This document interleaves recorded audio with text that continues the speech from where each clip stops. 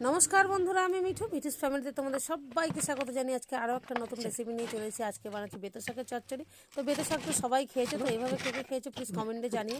তো আমি বেতের শাকটাকে আগে কেটে নিয়েছি একটু বড় বড় সাইজ করে, আর আমি ছোটো ছোটো করে আলু কেটে নিয়েছি, বেগুন কেটে নিয়েছি, কড়াই বসিয়েছি, কড়াইতে দিয়ে সরষের তেল, সরষের তেলের উপরে দিয়ে দিলাম শুকনো লঙ্কা, কালো জিরে, পেঁয়াজ কুচি দিয়ে আমি ভালো করে একটু ভাজা ভাজা করে নিলাম।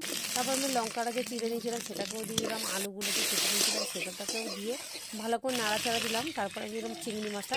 এই চচ্চড়িটা করার সময় আগে চিংড়ি মাছ দিলে ভালো লাগে না খেতে, তো পরে দিলে চিংড়ি মাছটা একটু নরম নরম থাকে। তারপরে আমি দিয়ে দিলাম বেগুন। তোমরাও কিন্তু যখন চচ্চড়িটা রান্না করবে চিংড়ি মাছটা ঠিক এরকম সময় দেবে। তারপর বেগুনটা দিয়ে কিছুক্ষণ ভাজা ভাজা করলাম। তো তখন যখন দেখলাম আলুটা মোটামুটি 90% সেদ্ধ হয়ে গেছে, তখন আমি শাকটাকে দিলাম।